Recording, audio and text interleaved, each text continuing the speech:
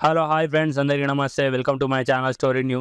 And ఈరోజు నేను ఒక మ్యా మన క్రికెట్ గురించి మాట్లాడాలనుకుంటున్నాను. క్రికెట్ మ్యాచ్ గురించి. నిన్న జరిగింది ఇంగ్లాండ్ వర్సెస్ ఇండియా థర్డ్ టీ20 జరిగింది. అందులో మన బ్యాటింగ్ ఎంచుకోలేదు, బౌలింగ్ ఎంచుకున్నాం. సూర్యకుమార్ యాదవ్ విన్నింగ్ స్ట్రీక్ అంటే 2 సార్లు బౌలింగ్ ఎంచుకొని గెలిచినాం కాబట్టి, అండ్ అట్లనే గెలుద్దామని అనుకొని బౌలింగ్ ఎంచుకున్నాడు. మరి లేకపోతే డ్యూవోస్ అంటే తేమ ఉంటుంది కదా, మన నైట్ అయినాక లైట్స్ నుండి పైన నుండి వెదర్ కూల్ ఉన్నప్పుడు లైట్స్ వేడి వల్ల అంత తేమ వస్తుంది. బాల్కు తేమ వస్తే బౌలర్స్కి బౌలింగ్ చేయరాదు. మనం అప్పుడు ఈజీగా రన్స్ కొట్టేసి మనం చేజ్ చేసేసి విన్ అయిపోవచ్చు అని అనుకున్నాడు. ఓకే, అక్కడ వరకు ఓకే. అండ్ ఇంగ్లాండ్ బ్యాటింగ్ చేస్తున్నాగా అసలు ఇంగ్లాండ్ని మనం నాకు తెలిసి ఇండియా పిచ్ల మీద, ఎందుకంటే వాళ్ళందరూ ఆడతారు, ఐపీఎల్ ఆడతారు, బట్లర్ ఆడతాడు, లివింగ్స్టన్ ఆడతాడు, ఇంకా చాలామంది ఆడతారు. వాళ్ళని మనం 160 లోపల డిస్ట్రిక్ట్ చేసినాం 3 మ్యాచ్లలో. అసలు తోపు మనం మంచి bowling Varun Chakravarthy, excellent bowling, 5 wicket for all. And మన బౌలర్ హార్దిక్ పాండ్యా కూడా చాలా మంచి చేసిండు, ఇంకా మిగతా బౌలర్ కూడా చాలా మంచి చేసిరు. అండ్ మెయిన్ ప్రాబ్లం ఎక్కడ వచ్చిందంటే, నాకు సూర్యకుమార్ యాదవ్ ఫస్ట్ డౌన్ రావడం ఎందుకు, తిలకర్మ ఆల్రెడీ బ్యాటింగ్ చేస్తుంది కదా బాగానే. అండ్ ఇంకోటి సూర్యకుమార్ యాదవ్ వచ్చిన తర్వాత తిలకర్మ వచ్చిండు, ధ్రువ్ జురేల్ ఎందుకు రాలేడు, హార్దిక్ పాండ్యా ఎందుకు వచ్చింది? ఓకే, హార్దిక్ పాండ్యా వచ్చిండు, ఎక్స్పీరియన్స్, ఎందుకు వికెట్ పడకుండా ఆపడానికి వచ్చింది అనుకో. మళ్ళీ హార్దిక్ పాండ్యా అవుట్ అయినాక వాషింగ్టన్ సుందర్ ఎందుకు వచ్చింది? లెఫ్ట్ రైట్ కాంబినేషన్లో పోతుంది. లెఫ్ట్ రైట్ కాంబినేషన్ ఇప్పుడు ఎందుకు? ఏదైనా ఫైనల్ మ్యాచ్ వాళ్ళ ప్లానింగ్స్ మనం బ్రేక్ చేసి మనం ఇట్లా ఆడితే వాళ్ళకు ప్రెషర్ పడి వాళ్ళ ప్లాన్స్ డిఫరెంట్ చేసి మనం మనం గెలిచే ఛాన్స్ ఉంది దానికి. అట్లా ఏం లేదు కదా. ఈ నార్మల్ టీ20, ఇంటర్నేషనల్ టీ20 ప్రతి మ్యాచ్ గెలవాల్సింది. మనం ఆల్రెడీ హై అప్లు ఉన్నాం.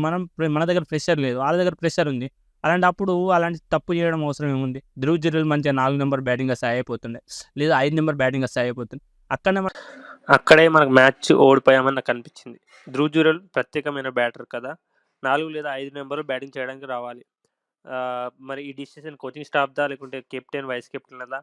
ఈ నిర్ణయం ఎవరు తీసుకొని ధ్రువ్ జురేల్ నెంబర్ 7 బ్యాటింగ్ చేయించారు? అండ్ లెఫ్ట్ రైట్ కాంబినేషన్ వల్ల ధ్రువ్ జురేల్ 7 నెంబర్కి వచ్చింది. ఎందుకంటే ధ్రువ్ జురేల్ బ్యాటింగ్ వచ్చే ముందు అక్షర్ పటేల్ అవుట్ అయ్యే ముందు సుందర్ అవుట్ అయ్యే ముందు లెఫ్ట్ హ్యాండర్ ఎవరు ఉన్నారు? అభిషేక్ శర్మ. ఇట్లా లెఫ్టీలో అవుట్ అయిపోతా ఉంటే లెఫ్టీలో వచ్చారు, right and left hand combination ద్వారా. ఇలా చేయడం వల్ల ప్రాపర్ బ్యాట్స్మెన్ ఇన్నింగ్స్ బిల్డ్ చేసి మ్యాచ్ని ఎండ్ దాకా తీసుకెళ్తారు. అక్షర్ పటేల్, సుందర్ లాంటి వాళ్ళు ఫ్లోటర్స్, వాళ్ళు ఆల్రౌండర్స్ కాబట్టి వాళ్ళు హిట్టింగ్ చేసి మ్యాచ్ గెలిపించే ఛాన్సెస్ ఉంటాయి. ఈ తప్పు వల్ల మనం మ్యాచ్ ఓడిపోయామని నాకు అనిపించింది. మీకు ఇంకేమన్నా అభిప్రాయం ఉంటే కామెంట్స్లో మెన్షన్ చేసి నాకు చెప్పండి. అండ్ ఇంకొకటి, విరాట్ కోహ్లీ గ్రేట్ బ్యాట్స్మెన్, టీ20లలో రాజ్యం ఏలిండి అని అడిగితే. ఎందుకంటే టీ20లలో ఆయన 52 ఎబో యావరేజ్ ఉండే ప్రైమ్లో ఉన్నప్పుడు. ఇప్పుడు కూడా ఆల్మోస్ట్ వాళ్ళు 45 ఎబోనే ఉంటుంది బ్యాటింగ్ యావరేజ్. అంటే ఈచ్ వన్ ప్రతి ఒక్క ఇన్నింగ్స్లో విరాట్ కోహ్లీ నెంబర్ 3 వస్తుండే, ఇన్నింగ్స్ బిల్డ్ చేస్తుండే. విరాట్ కోహ్లీ హిట్టర్ కాదు. విరాట్ కోహ్లీ 6లు కొడతాడు, సునాయాసం కొడతాడు. హిట్టర్ అంటే ప్రతి ఒక్క బాల్ 6లో కొట్టాలి, కానీ ప్రాపర్ బ్యాట్స్మెన్ ప్రతి ఒక్క బాల్ 6లు కొట్టలేరు. ఎందుకంటే వాళ్ళు టైం చూసి ప్రాపర్ బ్యాట్స్మెన్ అనేది, అంటే మంచి బ్యాట్స్మెన్స్ ఏ బాల్ అయితే లూజ్ బాల్ ఉంటుంది, ఏ బాల్ అయితే 6 పోగలుగుతుంది, ఆ బాల్ మాత్రం హిట్ చేయగలుగుతాడు. ప్రాపర్ బ్యాట్స్మెన్ ఇన్నింగ్స్ బిల్డ్ చేయడానికి చూస్తాడు. అందుకనే ధ్రువ్ జురేల్ కూడా అలాంటి బ్యాట్స్మెనే. అతన్ని నాకు తెలిసి తర్వాత మ్యాచ్లలో నెంబర్ 4 ఆర్ నెంబర్ 5లో బ్యాటింగ్ చేస్తే బెటర్ అని నాకు అనిపించింది. మీ అభిప్రాయం ఏందో కామెంట్స్లో మెన్షన్ చేయండి.